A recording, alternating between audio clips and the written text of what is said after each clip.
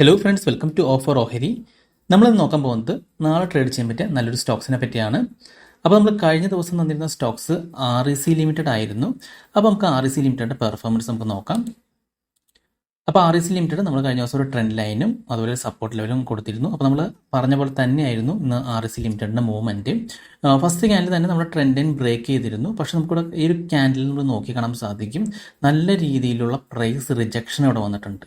നല്ലൊരു വിക്ക് വന്നിട്ടുണ്ട്. അപ്പോൾ ഇത് റിജക്ഷനാണ്. അപ്പോൾ നമുക്കിവിടെ ബൈ എടുക്കാൻ സാധിക്കത്തില്ല. ഇനിയിപ്പോൾ ആണെങ്കിൽ ചാർട്ടിങ്ങിലെ ചാർട്ട് കാണിച്ചു തരാം. അപ്പോൾ ഈ ഒരു ചാർട്ടിൽ നമുക്ക് buy sell volley indicator add ചെയ്യാൻ സാധിക്കും. അപ്പോൾ നമുക്ക് ഈ ഒരു ഇൻഡിക്കേറ്റർ വെച്ചിട്ട് ആ ഒരു പർട്ടിക്കുലർ ക്യാൻഡിലിൽ ബയേഴ്സ് ആണോ സെല്ലേഴ്സ് ആണോ എന്ന് അറിയാൻ വളരെ ഈസി ആയിട്ട് സാധിക്കുന്നതാണ്. സാധാരണ നമ്മൾ വോളിയം ക്യാൻഡിൽ എടുക്കുകയാണെങ്കിൽ, അതായത് നമുക്കറിയാം ഇപ്പോൾ ഇവിടെ വോളിയം ക്യാൻഡിൽസ് ഉണ്ട്. അപ്പോൾ വോളിയം ക്യാൻഡിലിൽ ഇതൊരു ഗ്രീൻ കളറായിട്ടാണ് കാണുന്നത്. ഈ ഒരു വോളിയം ക്യാൻഡിലിൻ്റെ കളർ എന്ന് പറയുന്നത് നമ്മുടെ ക്യാൻഡിലിൻ്റെ കളർ പോലെ തന്നെ ആയിരിക്കും. അപ്പോൾ നമുക്ക് അറിയാൻ സാധിക്കത്തില്ല ഇതിൽ ബയേഴ്സ് ആണോ സെല്ലേഴ്സ് ആണോ ഉള്ളതെന്ന്.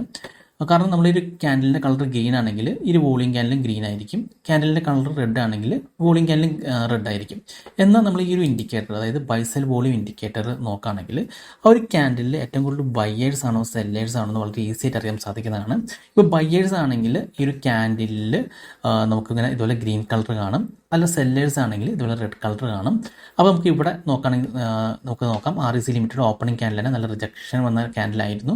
അപ്പോൾ ഇവിടെ നമ്മൾ വോളിയം ക്യാൻഡിൽ നോക്കുമ്പോൾ അതൊരു ഗ്രീൻ ക്യാൻഡിലാണ്. പക്ഷേ നമ്മുടെ ബൈസെൽ വോളിയം ഇൻഡിക്കേറ്ററിൽ ആ ഒരു ക്യാൻഡിൽ നോക്കുമ്പോൾ റെഡാണ്. അതായത് ഈ ഒരു ക്യാൻഡിലിൽ ഏറ്റവും കൂടുതൽ സെല്ലേഴ്സ് ആണ് ഉണ്ടായിരുന്നത്. നമുക്കാണെങ്കിൽ ഈ റിജക്ഷൻ നോക്കിയിട്ട് വേണമെങ്കിലും ആ ഒരു എൻട്രി അവോയ്ഡ് ചെയ്യാവുന്നതാണ്. അതിനുശേഷം മാർക്കറ്റ് നമ്മുടെ ട്രെൻഡ് ലൈൻ ബ്രേക്ക് ചെയ്തു. നമ്മുടെ ട്രെൻഡ് ലൈന് താഴെ നല്ലൊരു ക്യാൻഡിലാണ് ക്ലോസ് ചെയ്തിരിക്കുന്നത്. അപ്പോൾ നമ്മൾ പറഞ്ഞിരുന്നു ഈ ട്രെൻഡ് ലൈന് താഴെ ക്യാൻഡിൽ ക്ലോസ് ചെയ്തിട്ടുണ്ടെങ്കിൽ നമ്മൾ സെല്ലിലേക്ക് പോകാമെന്ന്. ആ ഒരു പോയിന്റിൽ നിന്ന് മാർക്കറ്റ് ഏകദേശം 2% അടുത്ത് താഴേക്ക് വന്നിട്ടുണ്ടായിരുന്നു. ആ ഒരു പോയിന്റിൽ നിന്ന് നമ്മുടെ സപ്പോർട്ട് ലെവൽ വരെ വന്നില്ല. അതിനുശേഷം തിരിച്ച് കയറാണ് ചെയ്തത്. വീണ്ടും നമുക്കിവിടെ കാണാൻ സാധിക്കും എക്സാക്റ്റ് നമ്മുടെ ആ ഒരു ട്രെൻഡ് ലൈന് ടച്ച് ചെയ്തിട്ടുണ്ട്. വീണ്ടും ആ ഒരു ട്രെൻഡ് ലൈനിൽ തന്നെ ടച്ച് ചെയ്തിട്ടുണ്ട്. അതിനുശേഷം വീണ്ടും മാർക്കറ്റ് താഴേക്ക് വരാണ് ചെയ്തത്. ആ ഒരു പോയിന്റിൽ നിന്ന് മാർക്കറ്റ് വീണ്ടും ഏകദേശം 1.5% അടുത്ത് താഴേക്ക് വന്നിട്ടുണ്ട്. അപ്പോൾ നമ്മുടെ ലെവൽസ് നല്ല രീതിയിൽ വർക്ക് ചെയ്തിട്ടുണ്ട്. അപ്പോൾ നിങ്ങൾ ആ വീഡിയോ കണ്ടിട്ടില്ലെങ്കിൽ കാണാൻ ശ്രമിക്കുക. അപ്പോൾ കഴിഞ്ഞ 2 ആഴ്ചയായിട്ട് നമ്മൾ ഡെയിലി സ്റ്റോക്സുകൾ ഇങ്ങനെ പോസ്റ്റ് ചെയ്യുന്നുണ്ട്. അപ്പോൾ ഇതുവരെ നമുക്ക് ഫ്ലോപ്പൊന്നും വന്നിട്ടില്ല, എല്ലാം സക്സസ് ആയിരുന്നു. ഓക്കെ, അപ്പോൾ നിങ്ങൾക്ക് ഈ ഒരു സ്ട്രാറ്റജി അറിയില്ലെങ്കിൽ വളരെ സിമ്പിളായിട്ട് പറഞ്ഞുതരാം. അപ്പോൾ 2 ആഴ്ചയ്ക്ക് മുന്നേ ഞാനൊരു വീഡിയോ ചെയ്തിരുന്നു, ഡേ ട്രേഡിംഗ് സ്ട്രാറ്റജി എന്ന് പറഞ്ഞിട്ടുള്ള. ആ ഒരു വീഡിയോയിൽ നമ്മൾ ഈ ഒരു സ്ട്രാറ്റജി എക്സ്പ്ലെയിൻ ചെയ്തിരുന്നു. അതായത് ക്ലോസിംഗ് ടൈമിൽ നല്ല രീതിയിൽ വോളിയം കയറി വരുന്ന ഒരു സ്റ്റോക്കാണ് നമ്മൾ സെലക്ട് ചെയ്യുന്നത്. ആ ഒരു സ്റ്റോക്സിൽ നമ്മൾ ഇതുപോലെ ട്രെൻഡ് ലൈനും സപ്പോർട്ടും മാർക്ക് ചെയ്യും. അതിനുശേഷം ഈ ഒരു ട്രെൻഡ് ലൈൻ അല്ലെങ്കിൽ സപ്പോർട്ടിൽ 5 മിനിറ്റ് ക്യാൻഡിൽ ടച്ച് ചെയ്ത് അതിൻ്റെ ക്ലോസ് ബേസ് ചെയ്തിട്ടാണ് നമ്മൾ എൻട്രി എടുക്കാറ്. ഓക്കെ, അപ്പോൾ നമ്മുടെ വീഡിയോസിന് ഒക്കെ വ്യൂസും കമൻസൊക്കെ വളരെ കുറവാണ്. അപ്പോൾ നിങ്ങളുടെ ഫീഡ്ബാക്ക് ഉണ്ടെങ്കിൽ മാത്രമാണ് എനിക്ക് കൂടുതൽ ഇമ്പ്രൂവ് ചെയ്യാൻ സാധിക്കത്തുള്ളൂ. അപ്പോൾ ഇനി നമുക്ക് അടുത്ത ദിവസത്തേക്കുള്ള സെലക്ട് ചെയ്ത സ്റ്റോക്സ് നമുക്ക് നോക്കാം.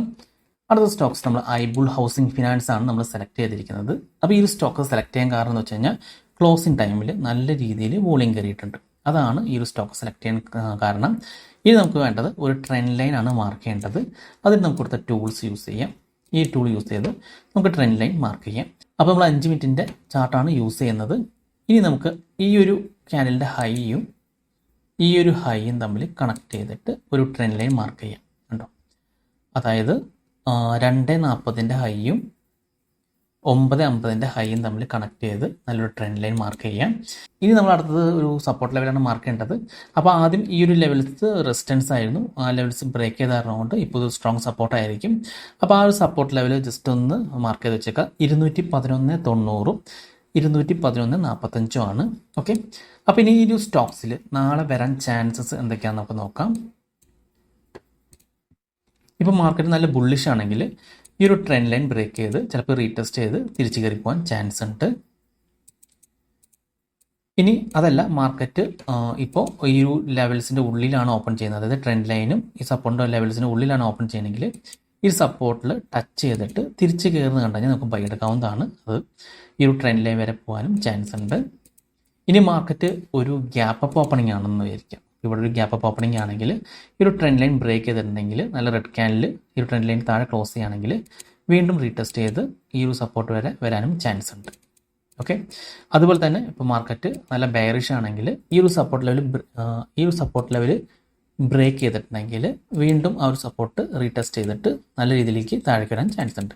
അപ്പോൾ ഈ ഒരു 4 ചാൻസസ് ആണ് നാളെ കാണുന്നത്. അപ്പോൾ നമ്മൾ മെയിനായിട്ട് നോക്കേണ്ടത് അതിനാണ് ഈ സപ്പോർട്ട് ലെവലും അതുപോലെ ട്രെൻഡ് ലൈനും മാർക്ക് ചെയ്യുക. അതിനുശേഷം 5 മിനിറ്റ് ക്യാൻഡിൽ എപ്പോഴാണ് ഈ ഒരു ട്രെൻഡ് ലൈൻ അല്ലെങ്കിൽ സപ്പോർട്ടിൽ ടച്ച് ചെയ്യുന്നത് അപ്പോൾ നമ്മളൊന്ന് വാച്ച് ചെയ്താൽ മതി. ആ ഒരു ക്യാൻഡിലെ ക്ലോസ് ബേസ് ചെയ്തിട്ട് നമുക്ക് എൻട്രി എടുക്കാവുന്നതാണ്. ഓക്കെ, അപ്പോൾ നമുക്ക് അടുത്ത ദിവസം കിട്ടിയിരിക്കുന്നത് ഐബിൾ ഹൗസിംഗ് ഫിനാൻസ് ആണ്. അതുപോലെ തന്നെ നമ്മൾ ഈ ഒരു ചെയ്തിരിക്കുന്ന വീഡിയോസ് നിങ്ങൾ കണ്ടിട്ടില്ലെങ്കിൽ കാണാൻ ശ്രമിക്കാം. ഇതുവരെ നല്ല രീതിയിൽ പെർഫോമൻസിലാണ് പോയിക്കൊണ്ടിരിക്കുന്നത്. അപ്പോൾ നിങ്ങൾക്ക് ഈ ഒരു വീഡിയോസൊക്കെ കണ്ടിട്ടുണ്ടെങ്കിൽ നിങ്ങൾക്കൊരു ഐഡിയ കിട്ടും ഈ ഒരു സ്ട്രാറ്റജി എങ്ങനെയാണ് വർക്ക് ചെയ്യുന്നത്. അതുപോലെ തന്നെ നിങ്ങളുടെ ഫീഡ്ബാക്ക് കമൻറ്റ് ചെയ്തിരുന്നെങ്കിൽ ഞാൻ അതനുസരിച്ച് കൂടുതൽ ഇമ്പ്രൂവ് ചെയ്യാൻ ശ്രമിക്കാം. അപ്പോൾ ഈ വീഡിയോ നിങ്ങൾക്ക് ഇഷ്ടപ്പെട്ടെന്ന് വിചാരിക്കുന്നു. ഇനി നിങ്ങൾക്ക് എന്തെങ്കിലും ഡൗട്ട്സ് ഒക്കെ ഉണ്ടെങ്കിൽ ഈ കാണുന്ന വാട്സപ്പ് നമ്പറിലേക്ക് എനിക്കൊന്ന് മെസ്സേജ് ചെയ്താൽ മതി. അതുപോലെ തന്നെ നിങ്ങൾ ഈ ചാനൽ വരെ സബ്സ്ക്രൈബ് ചെയ്തിട്ടില്ലെങ്കിൽ സബ്സ്ക്രൈബ് ചെയ്യാൻ മറക്കരുത്. ഒരുപാട് നല്ല സ്ട്രാറ്റജീസ് വീഡിയോസ് ഞാൻ ഈ ചാനലിലൂടെ അപ്ലോഡ് ചെയ്യുന്നതാണ്. അപ്പോൾ മറ്റൊരു വീഡിയോയുമായി ഞാൻ വീണ്ടും അടുത്ത ദിവസം വരാം. അതുവരെ നന്ദി, നമസ്കാരം.